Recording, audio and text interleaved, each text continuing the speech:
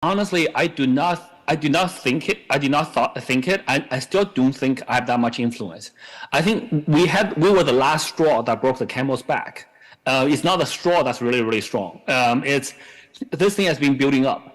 There's a long chain of events that led to this. People have been losing trust in FTX. Many other people were suspicious of the activities going on. So there was many things that's building up to this thing where we may or may not have been the last trigger. It may be something else. To be honest, even if I didn't make that tweet, this whole thing could still happen. In an interview with TechCrunch, the CEO of Binance, CZ, gave his take on what's coming with regulation amidst the FTX collapse and the adoption of Bitcoin for smaller countries. The FTX collapse has brought intense scrutiny to all exchanges, particularly Binance. To combat the devastating effects of FTX's global fraudulent scheme, Binance has committed $2 billion to assist in the crypto industry recovery fund. The exchange provided details of the initiative this week.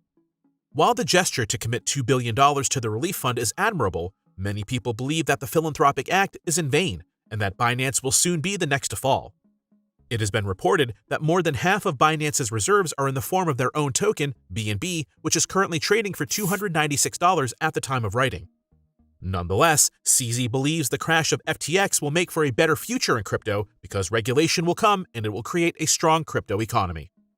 Listen to what CZ has to say. If we had stronger audit on reserves, on how money is used, how client funds are saved, if we had more of those mechanisms, this thing probably could have been prevented or reduced.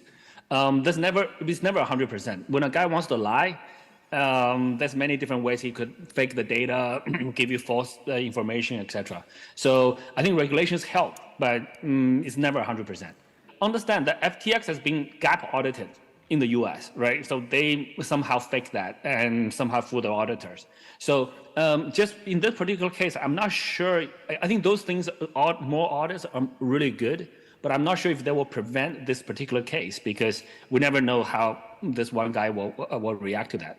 When the industry gets bigger, our revenue gets bigger. So we want to save it. We don't want the industry to become smaller. When FTX did some deals like Voyager, when we were bidding on Voyager, we saw all the data. FTX owed Voyager $530 million US. We were bidding on Voyager at the same time, but we don't owe Voyager any money. So we don't owe anybody else in the industry any money. So, but we still want to save the good players in the industry so that the negative impacts in the industry is minimized. Consumers are protected, and then consumer confidence returns. Hopefully, the industry will continue to grow. So I think as consumers, when we're using platforms, especially if you're storing money onto a platform, including a bank, you should ask those questions. So I think those are very valid questions.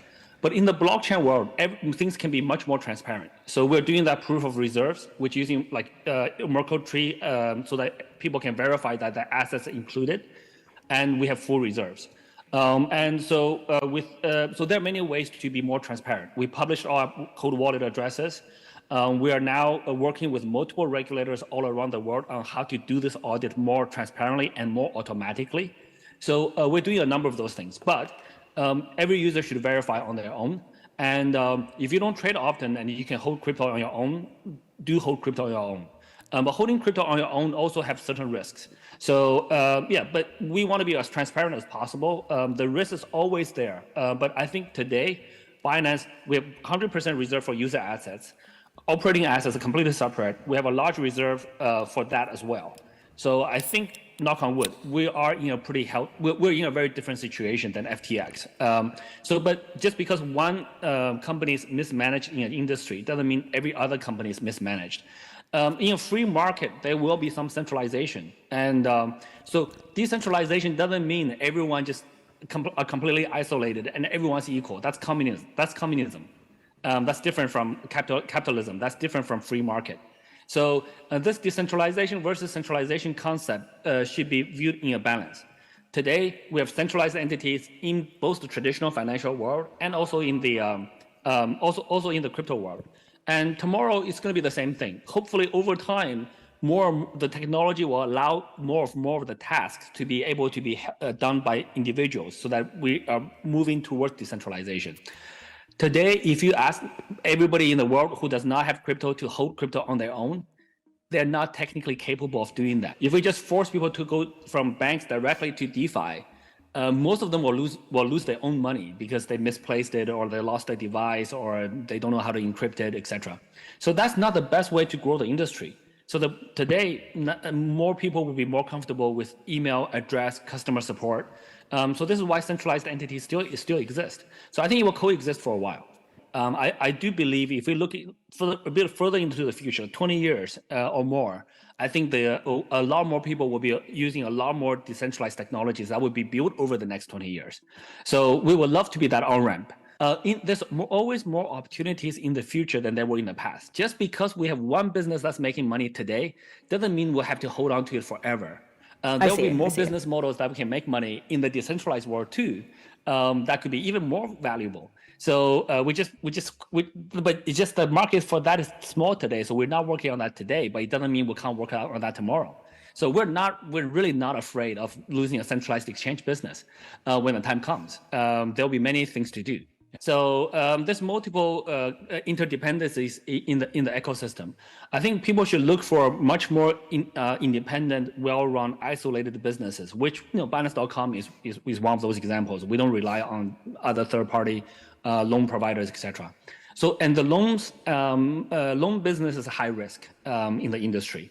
So any loan platforms are at high risk. I'm not saying that all of them are going to have problems. A few may, most of them will be fine. So other than that, I don't like this in any industry, especially a new one like ours. There's many risks. Even in the internet industry, there's many risks. In the traditional industry, there's many risks. So yeah, I mean, in Lebanon, the banks stopped withdrawals, right? So the banks stopped working for a month. Same thing in Ukraine. Well, Ukraine's kind of recovered a bit. So yeah, there's many risks in many different places. I won't be able, to be honest, everything has risks. So I won't be able to name all of them. It's just that people should understand that risk is not a black and white thing. And then they should learn to judge the level of risk for themselves because they are more familiar with the things they interact with or use. And that risk management mindset is really important. Don't put all your eggs in one basket and always have a backup way. And yeah.